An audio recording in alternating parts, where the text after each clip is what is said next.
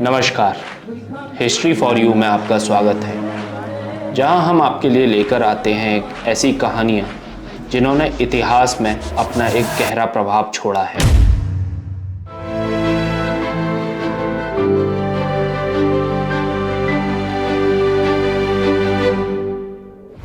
आज के एपिसोड में हम बात करेंगे एक ऐसी हैरतअंगेज घटना के बारे में जिसने पूरे अमेरिका के साथ साथ विश्व को भी हिलाकर रख दिया था। ये कहानी है जोन्सटाउन मैसेकर की। कैसा हो कि कोई आदमी आपके पास आकर बोले कि वह भगवान है और अगर आपको जीवन के दुखों से मुक्ति चाहिए तो आपको आत्महत्या करनी पड़ेगी। जाहिर है आप उसे बेवकूफ या सनकी कहेंगे, लेकिन ऐसा सच में हुआ था। दक्षिण अमेरिका के गयाना शहर में एक सनकी के आदेश पर कई लोगों ने अपनी जान दे दी थी। आज हम बात कर रहे हैं जेम्स वॉरेंस जोन्स की, जिसे लोग जिम जोन्स के नाम से भी जानते थे। इस सनकी आदमी का जन्म 13 मई 1931 को इंडियाना के क्रेटा शहर में हुआ था। यह बचपन से ही चर्च से बहुत इन्फ्लुएंस था। बड़ा होने पर इसने पीपल्स टेम्पल नाम से एक चर्च की शुरुआत करी, जिसमें धीरे धीरे लोग जुड़ते गए। लेकिन वक्त के साथ यूएस सरकार को खबरें मिलने लगी कि इसके चर्च में कुछ संदिग्ध गतिविधियां होती हैं। समय के साथ साथ इसके चर्च को बंद कर दिया गया। चर्च बंद होने के बाद गुस्साया जिम जोन्स गयाना भाग गया। उस समय अमेरिका और वियतनाम का युद्ध चल रहा था, जिससे गयाना को यह डर था कि कहीं अमेरिकी सरकार और सेना उन पर हमला न कर दे, इसलिए उन्होंने कुछ अमेरिकियों को अपने शहर में बसने की इजाजत दे दी। साथ ही साथ जिम जोन्स को गयाना सरकार ने 3800 एकड़ जमीन भी दी, जिस पर जिम जोन्स ने अपना पीपल्स टेम्पल एग्रीकल्चर प्रोजेक्ट नाम से एक प्रोजेक्ट शुरू किया, जिसका नाम बाद में बदलकर जोन्सटाउन रखा गया।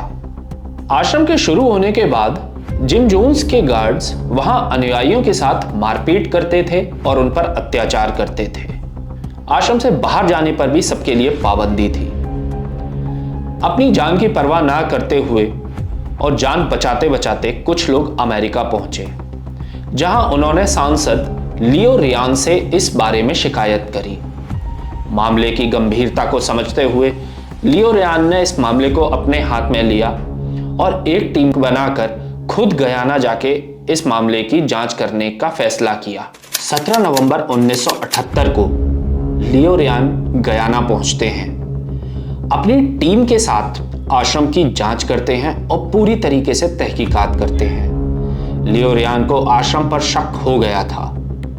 वापस जाते हुए जब वह एयरपोर्ट की तरफ पहुंचते हैं, तब जिम जोन्स अपने गार्ड्स को आदेश देता है कि सांसद को मार दिया जाए।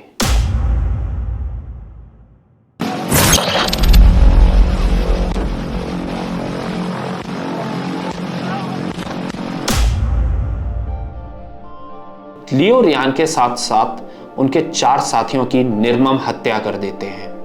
अब जिम जोन्स समझ चुका था कि सांसद की हत्या की बात अगर अमेरिका तक पहुंच जाती है, अमेरिकी सरकार सेना भेजकर उसके आश्रम पर हमले शुरू कर देगी। इससे बचने के लिए जिम जोन्स ने एक तरकीब लगाई।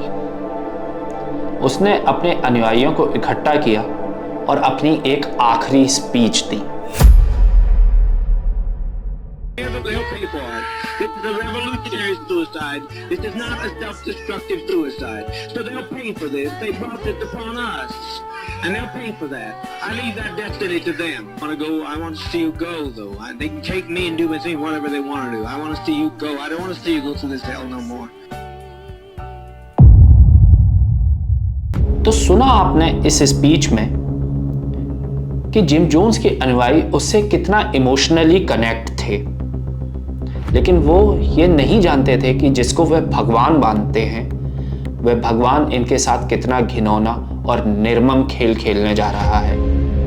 तो अब शुरू होती है कहानी इस मास सुसाइड की पूरी प्रक्रिया की। यह तारीख थी 18 नवंबर 1978।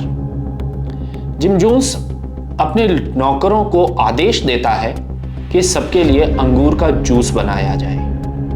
अंगूर का जूस तैयार किया जाता है और इस अंगूर जूस में साइनाइड जहर को मिला दिया जाता है और सभी लोगों को यह अंगूर का जूस पीने का आदेश दिया जाता है। सबसे पहले बच्चे, फिर औरतें, फिर बूढ़े और सबसे अंत में पुरुषों को यह जहर दिया जाता है। जिन लोगों ने जहर पीने से मना कर दिया उन्हें जबरदस्ती इंजेक्शन से जहर दिया गया। अब बारी आती है खुद जिम जोन्स की और उसके परिवार की। जिम जोन्स जहर से नहीं मरना चाहता था। वह अपने साथी से कहता है कि तुम मेरे सिर पर गोली मारो। जैसे ही उसने अपने परिवार को जहर दिया, जिम जोन्स का साथी उसके सिर पर गोली मारता है और यहाँ खत्म होती है इस सनकी, इस क्रूर, खुद को भगवान बताने वाले जिम जोन्स की कहानी। तो यह थी एक दिल दहला देने वाली खौफनाक जोन्सटाउन मैसेकर की कहानी, जब इतिहास की इस तारीख 18 नवंबर 1978 में 918 लोगों ने एक साथ अपनी जान दे दी। अगर आपको हमारा ये वीडियो पसंद आया हो तो इन वीडियोस को लाइक करें, चैनल को सब्सक्राइब करें और बेल आइकन को दबाना ना भूलें, जिससे आने वाले वीडियोस के नोटिफिकेशंस आपको मिलते रहें। तब तक के लिए धन्यवाद।